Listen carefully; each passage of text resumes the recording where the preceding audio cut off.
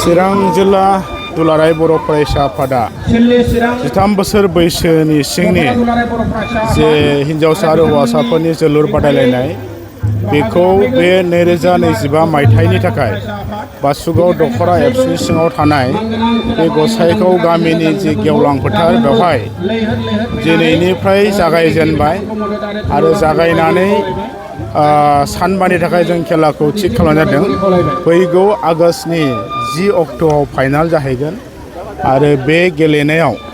जिल्लानि सिङाव थानाय गासै मोनस्नि दखरा एबसु दं। बिथांमोना मोनसे टीम लानानै बाहागो लागोन आरो बे गेलेनायनिफ्राय जोङो मोनसे गोख्रों जिल्ला टीम जों सेलेक्ट खालामनानै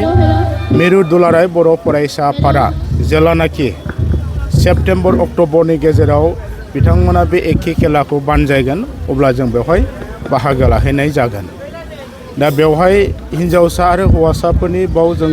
गेलेनायखौ एखे बैसोआव लानाय जादों 13 बोसोर बैसोनि सिंनि। दा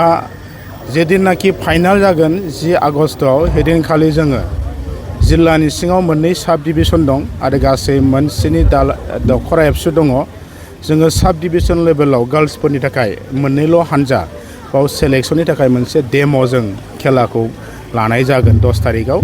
हौवासाफोरनि फाइनाल जानायनि सिगां बाहायबो जोङो हिन्जावसाफोरनि मोनसे मजबुत जिल्ला टीम हिसाबै जों सेलेक्ट खालामनानै मिरुआव लांनाय जागोन। दा चिरां जिल्लाया बे खेलाखौ फैयै बे बोसोराव जों 5थि बोसोराव आगान सुरबाय आरो 13 बोसोर बैसोनि सिंनि जि जोलुर बादायलायनाय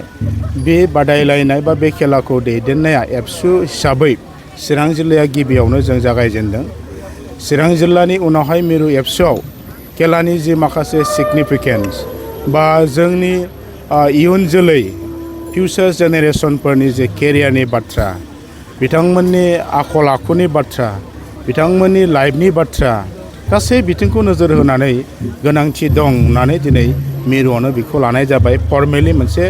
अर्गेनाइज मोनसे प्लेटफर्मखौ खालामनाय जाबाय आरो बेयाव चिरां जिल्लायाबो मैखोमै बाहागो लाबाय थानाय जादों। जोङो जागायजेननायनिफ्राय मिरु लेभेलाव बोसोरथाम देरहाबाय आरो बे बोसोरावबो जों देरहानायनि मोनसे जि जोंनि प्रिपारेसन बेखौ जोङो लांगोन। जोङो चिरां जिल्ला एबसुआ आसा खालामदों जे जोंनि समाजखौ दानांगौबा जोंनि इयुन जोलै हान्जाफोरखौ जोङो बिथांमोननि लाइफखौ इस्टाब्लिश खालामनांगौबा केरियारखौ जों इनस्योर खालामनांगौबा केबल एबसुआ बा गुबुन जों दैदेनगिरिफ्रा समाजा लुबैनानैल'जों जानाय नङा आरो लुबैनायखौ लानानै खुगाजोंल' जोङो बुंबाय थाबा जानाय नङा। बिथांमोननो जों सঠিक बा मोनसे राइट प्लेटफर्म होनांगोन। जों मा लुबैयो बिथांमोनखौ बे प्लेटफर्म बे परिबेसखौ होनानै जों फाउन्डेसन लेभेलनिफ्राय केयार खालामनो रोङोबा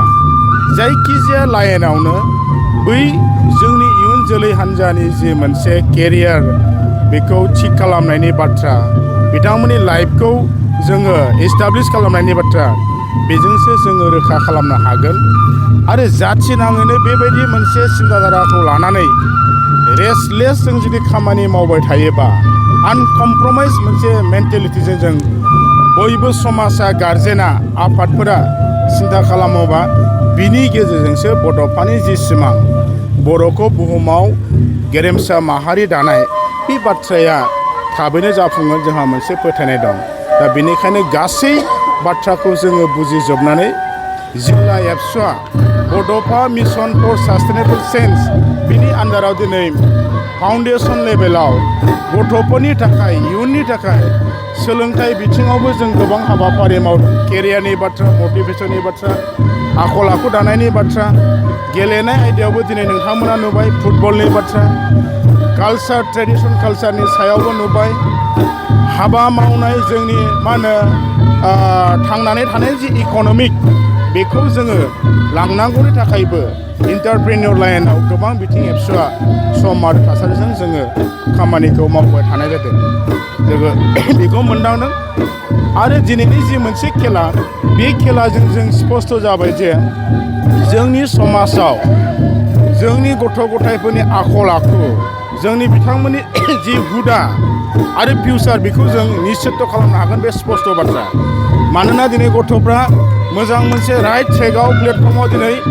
समखौ नस्थ' खालामाखै इउज खालामफैदों बल गेलेफैदों बिथांमोना फोथाराव थाङाखै आड्डा मारियाखै बल गेलेफैदों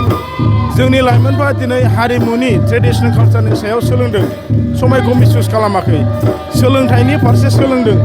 गरम बोथोराव जोङो कचिं क्लास होदों 9-10आव एम इ स्कुलाव एल पि स्कुलाव जों खुनु जोंनि इयुन जोंनि गथ' गथाय जेनेरेसनखौ जाहाथे लाइफ दानायनि थाखाय भबिसतनि थाखाय बे बेसेन गोसा समखौ नस्थ' खालामा बिथांमोनखौ राइट ट्रेकआवनो राइट प्लेटफर्मावनो दोननानै